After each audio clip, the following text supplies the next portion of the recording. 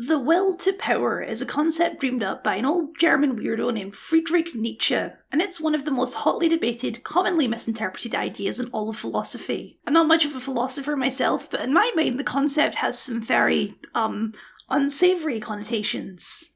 Nietzsche believed that all people, in fact all creatures on the planet, were driven by an innate will to power. That all things are driven by a desire to increase their own power. What that means is a matter of some debate. Not by Nietzsche himself, mind, he was quite clear about what he was talking about, but his sister, and later this guy with the strange moustache, had some different interpretations of what that means. Yes, the will to power was co-opted and made one of the driving philosophies of the Nazi Party. Under their interpretation, power means strength, in the most literal sense of the word, and in terms of political and global power. Power is the exertion of your will upon others. The most famous piece of Nazi propaganda ever made, Triumph of the Will, is probably a direct reference to this idea. Of course, the Nazis believed that some races were better suited to exert their will than others, that the Aryan race specifically was best tailored to the exertion of will and power. Nazi philosophy was a little, bad. I hope that's not a controversial take. Under this strict interpretation of power, the will to power requires a lesser person to exert that power onto. Power is defined by the people you can use it on. So, what the hell am I talking about? Isn't this a video about a Star Wars cartoon? Hey, did you know that The Bad Batch is good? I know, I was surprised too. A show about that one group of clones from that honestly really forgettable arc from Clone Wars Season 7, that's got to be the most pointless show they've ever made. And they made a show about Boba Fett. But over the course of 3 seasons, The Bad Batch has consistently built itself up as one of the best things that Disney have made since taking over the brand. It's a very well written show with animation that looks fantastic, rivaling and sometimes even surpassing animated movies. And it's done something which I assumed would be impossible, which is that it's made me care about The Bad Batch. But to me, there is one standout amongst the batch. Crosshair, the most sinister clone you've ever seen in your entire life. And that's because I'm a sucker for a good redemption arc, and over the course of the show, Crosshairs has been one of the best. It's one of the best because it's not just as simple as being a redemption arc, as someone seeing the error in their ways. It's also a story of de-radicalization. I hope I'm not going to shock you with the revelation that the Empire in Star Wars is very heavily influenced by the Nazis. The Bad Batch is especially good with the ways it weaves in those allegories, and specifically the ways it tackles the problems inherent in Nazi philosophy. Because what makes Crosshair's story so interesting is that he is a true believer in the Nazi idea of the will to power, and that belief brings him nothing but pain.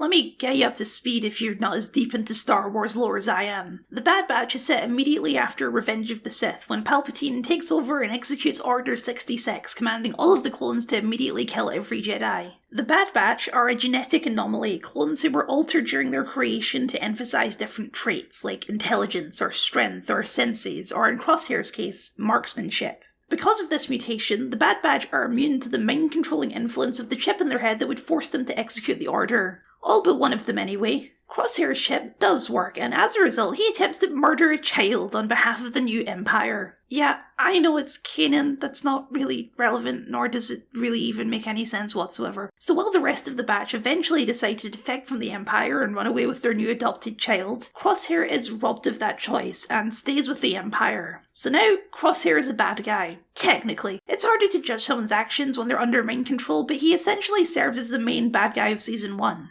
I mean, technically the main bad guy is this guy, Admiral Rampart, but he never even meets the batch in person. Crosshair does. Often, and of course he has personal beef with them for betraying the Empire and leaving him alone. The show uses Crosshair as our lens into the Empire, so that we can see what they're up to and how and why the clones are being replaced by the Empire. They're expensive to make, for one, but moreover, there are some concerns about mind-controlling brain chips being a requirement of staying loyal. Because even despite the chips, some clones are resisting, especially the ones that have been around a while. Their moral compass is reasserting itself, and they're breaking free of the conditioning. Not Crosshair, though. He's more loyal than ever. Crosshair tries to take down the batch several times across Season 1, eventually luring them back to Kamino, which is in the process of being decommissioned. And that's where his story really begins. Crosshair reveals, much to the surprise of the batch, that he had his chip removed. He never says exactly when, but it was probably damaged that time he got his face blasted by a giant engine. And despite the chip no longer controlling his actions, he's still with the Empire. Why? Well, because he believes in it. We're not like the regs. We never have been. We're superior. The Empire can't protect the galaxy without strength. This is what we were made for. Crosshair believes in the value of strength, the value of power. He doesn't want to kill the Batch. He wants them to join up because he thinks that together they could do very well under this new fascist regime. That even though the Empire has begun phasing out the clones, their superiority over the regular clones can and will earn them a position of respect and power within the Empire. He's partly correct about that. The Bad Batch have skills that would be invaluable to a burgeoning empire. In terms of physical power and combat ability, the Bad Batch certainly have a lot of will to wield. The problem is something that the Batch can see, but that Crosshair is blinded by, because Crosshair's most important and cherished value is loyalty. What are you doing? Following orders. We don't even know what the order is. Stand down until we know what's going on. Good soldiers follow orders. Good soldiers follow orders. This phrase is something that's often tied directly to Order 66. It seems to be something of a control phrase tied to the chip. They'll often utter it before doing something that they would otherwise never do. Like when Wrecker's chip is temporarily activated in Season 1 and he's about to shoot Omega. Good soldiers follow orders. The thing about Crosshair, though, is that this has transcended being a control phrase. He's internalized it as something that's true and just. Good soldiers don't question, they don't disobey. Good soldiers follow orders, and good soldiers are rewarded. Good soldiers are given more power. In Season 1, this is true, for a time. Loyalty gives Crosshair command of his own squad, more power than he ever had as part of the Bad Batch, and he's essentially Rampart's right-hand man. No one around him respects him, really, and he's not oblivious to that, but he believes that his combat prowess and unfailing loyalty is enough to keep him in their good graces. This idea of loyalty is so important that when his own squad disobeys his order to stand in front of the Batch, he kills all of them immediately on the spot, a show of both strength and of loyalty. What the Batch can see, but that Crosshair is oblivious to, is that blind loyalty is dangerous. Not just because it has and will lead to Crosshair doing bad things, but because loyalty needs to be a two-way street. The Batch are loyal to each other because of demonstrated and enforced camaraderie. They all came here to rescue one of their own, just as they have several times before. Their loyalty to each other is mutual and supportive. Crosshair is loyal to the Empire, but the Empire is not loyal to him. Which they demonstrate in about 5 minutes when they destroy the city and sink it into the ocean knowing he's still inside. Because the truth is that Crosshair can never attain the level of power he aspires to. Because in classic Nazi fashion, he's not the sort of person suited to wield it. The Empire will control the entire galaxy, and I am going to be a part of it. Hunter, you made the wrong choice. Don't fool yourself. All you'll ever be to them is a number. Alright, we need to talk about clones. What are clones in Star Wars, really? They're slaves. They're an underclass of living people who were engineered to fight on behalf of normal people, and they've been programmed to think that they're happy about that. Your training will continue elsewhere. We'll still be soldiers, won't we? Of course. That is what you were made for. This is a fundamental truth of Star Wars that the Clone Wars only really dances around with episodes like The Deserter, where it's revealed that leaving the army is illegal for clones. The Bad Batch engages with this truth in a much more direct way. There's even a 2-episode arc about how the clones don't have any representation in the Senate, or even really any rights at all. They were just designed to be expendable soldiers, and now that their war is over with, most of the galaxy don't really care what happens to them. And not to put too fine a point on it, most of the Imperials in the show are pretty explicitly clone racists. They don't even view them as real people even, just as drones to do their bidding. They were created to be expendable, and so they treat them that way. I mean, they're oftentimes in the show referred to as Imperial property. The Nazi idea of power requires a lower class group of people to exert that power onto, and in the Bad Batch at least, that lower group of people is the clones. On some level, Crosshair is right. In terms of raw skill, he is superior to the Regs. In fact, he's probably one of the most deadly characters in all of Star Wars. Some of the trick shots he pulls off across the series are truly bonkers, but he is wrong to assume that the Empire actually cares about that, because they don't look at him and see the most deadly marksman in the galaxy. They look at him and they see clone. The team all end up working together to escape Kamino, but in the end, Crosshair still chooses not to go with them. He rationalises their reasons for destroying the city with him on board, and he affirms his will to power, that running and hiding in the galaxy is not his place. His place is at the centre. His place is in power. The next time we check in with Crosshair is Season 2, Episode 3, The Solitary Clone. Crosshair is back with the Empire in the clone barracks. He's lost all of the power that he had in Season 1. No more command, just following orders. There's a really important conversation at the start of this episode that can be easily overlooked. Remind me, how long were you left stranded on that Kaminoan platform before being recovered? 32 rotations. All that time. Left for dead, and yet you still came back. Why? I'm a soldier of the Empire. After the batch left, Crosshair spent an entire month stranded on that tiny landing platform. Because of course he did. The Empire wasn't looking for him. They assumed he was dead and didn't care to check. And yet, he still stayed loyal to them. Even Rampart can't even really believe how stupid that is. But Crosshair is loyal, and he believes, despite all evidence to the contrary, that that loyalty will be rewarded. He sent on a mission with one of the only Imperial clones left that he actually knows, Commander Cody. His colour is now mutated from the bright orange to a dull grey, but he's still a friendly face, more friendly than anyone else has been to Crosshair at least. Cody's portrayal in this episode is interesting. He's another clone who's begun to question the Empire, and we know from Revenge of the Sith that Cody went along with Order 66. No Ahsoka droid platoons to save him. He prods at Crosshair a bit, trying to see if Crosshair feels the same way. Rumors are more and more clones have been questioning the Order. Then they are traitors, like the Jedi. Well, good soldiers follow orders.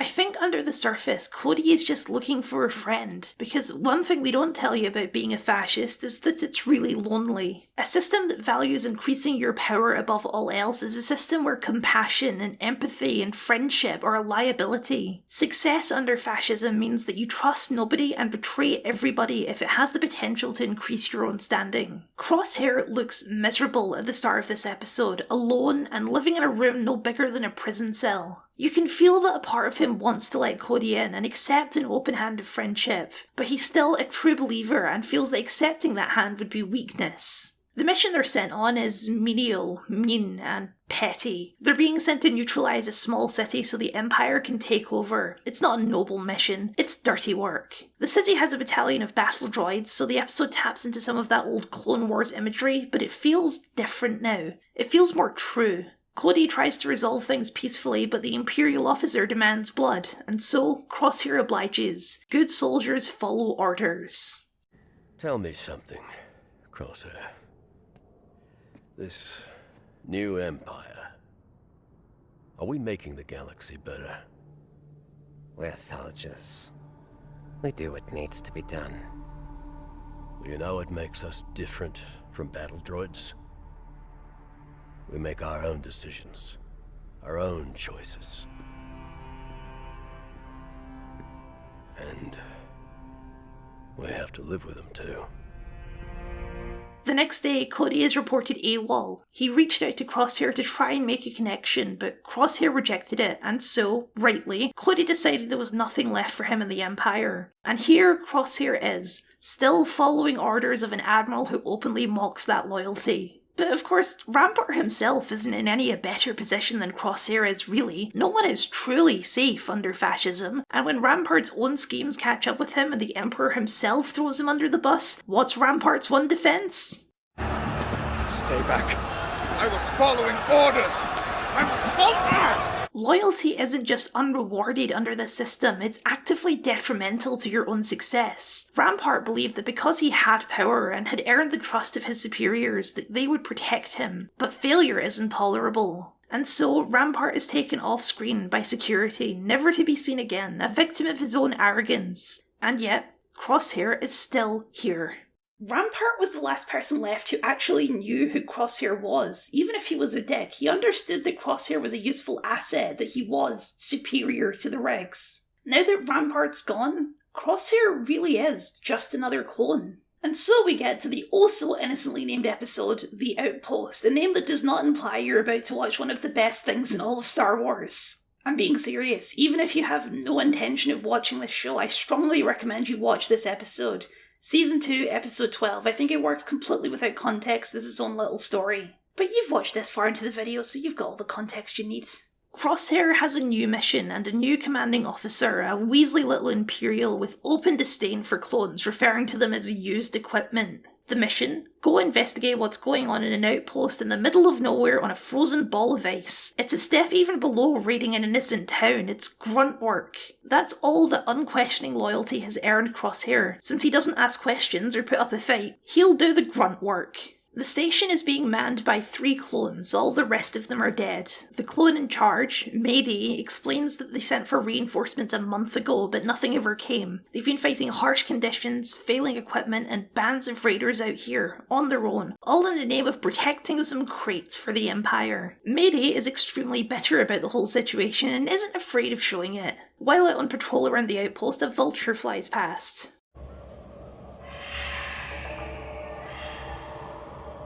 Vicious creatures, but you have to admire them. They find a way to survive. The outpost is attacked by raiders, and in the fight, 2 crates are stolen and Mady's last 2 men are killed. It's pitch black, it's a blizzard, and there's no soldiers left, but the Imperial couldn't care less and orders Crosshair and Mady to go out after those crates. It's a stupid, near-suicidal mission, but good soldiers follow orders. So they go out into the blizzard, and they talk, and they bond. Crosshair steps on a pressure mine and Mady helps him deactivate it. They come across one of the dead raiders and Crosshair makes a comment about not carrying dead weight. No point in carrying dead weight. Remind me not to die on your watch. They're actually able to take out the raiders and almost recover the crates, but one of the crates spills open. What's so important that Mady's primary objective, the thing that cost him all of his men to protect? Gear. Stormtrooper gear. For their replacements. After all the clans have done, all we've sacrificed, we're good soldiers. We followed orders. And for what?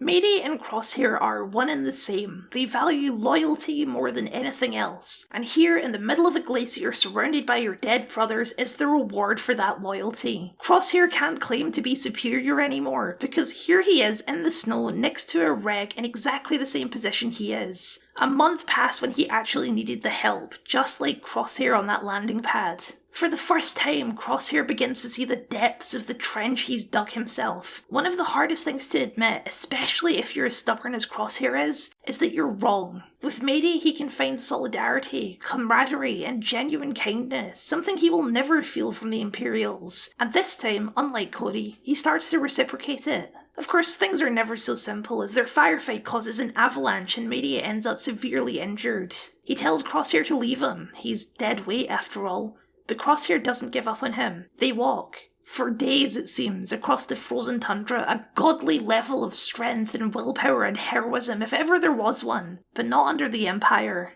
They make it, by some miracle, frozen and half dead, back to the outpost and collapse on the border. And do the medics come rushing over to help them? Of course not. The Imperial officer sends the rest of the troops back to work and stands there and watches Mady die while chastising them for failing the mission. And why not? It's exactly the same logic that Crosshair said in the cave. There's no point in carrying dead weight. If you're too weak to survive on your own, then you're too weak to be useful under fascism. Helping someone like that is a waste of resources.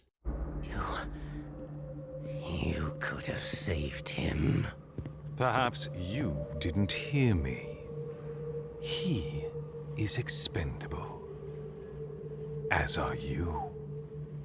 And if you speak to me again with such disrespect, I'll see to it you meet a similar fate, clone.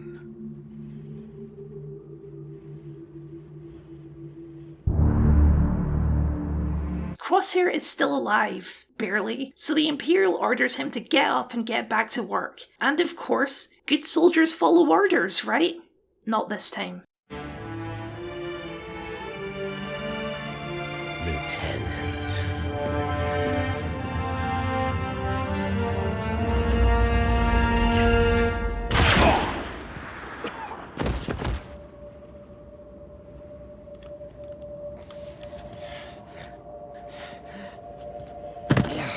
I love this scene so much, and unfortunately I'm not going to be able to show you the whole thing because it's too long and YouTube's copyright robots will get mad at me. It's such a perfect moment of catharsis. This character who's done bad things and put himself through so much suffering for this cause that he believes in, finally seeing clearly, and seeing firsthand the fate that awaits him if he keeps going down this path. The symbolic use of the vulture. Vultures are very commonly a symbol of death. I mean, if you know one thing about vultures, it's that they eat corpses, right? And it is definitely doing that here with the way its shadow swoops past immediately following Mary's death.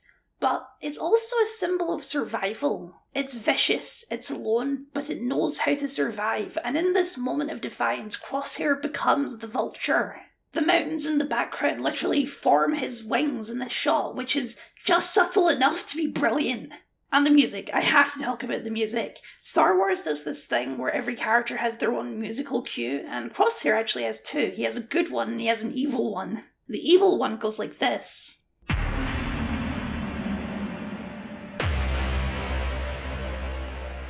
It's deep and corrupted and bassy, and then the good one sounds like this.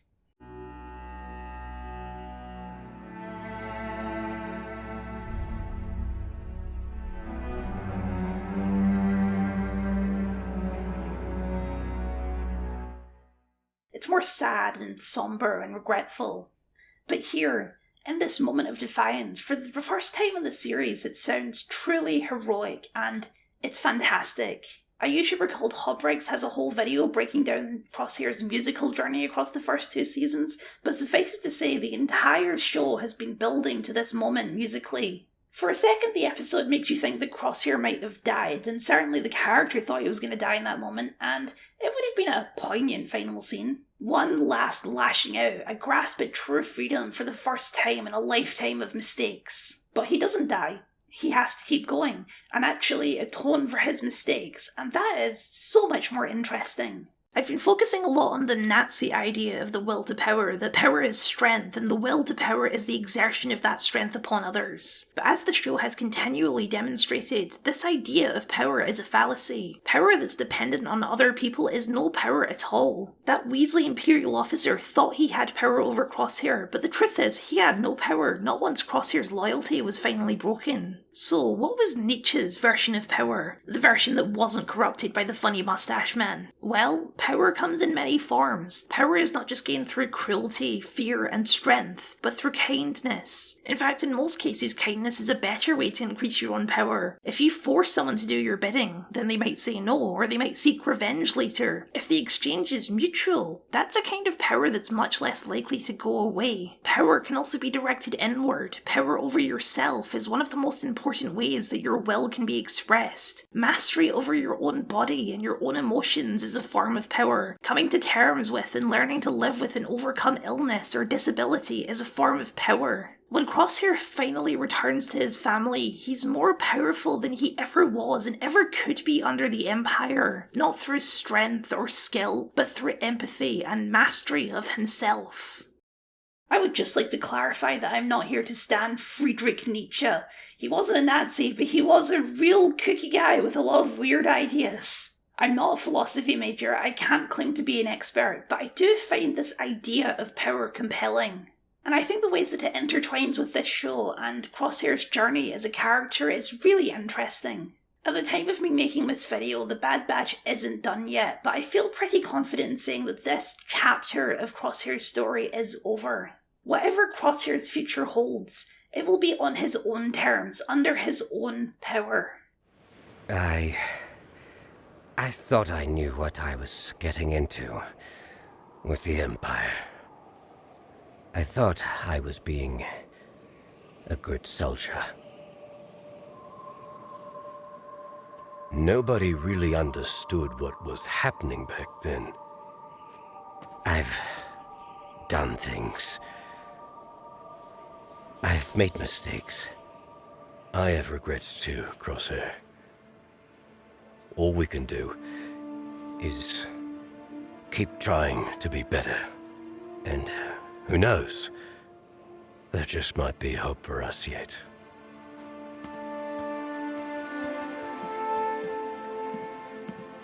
Thank you for watching, and a very special thank you to my patrons for your continued support. If you'd like to see your name up here, or just support the things that I do, then please consider signing up. It would mean a lot to me.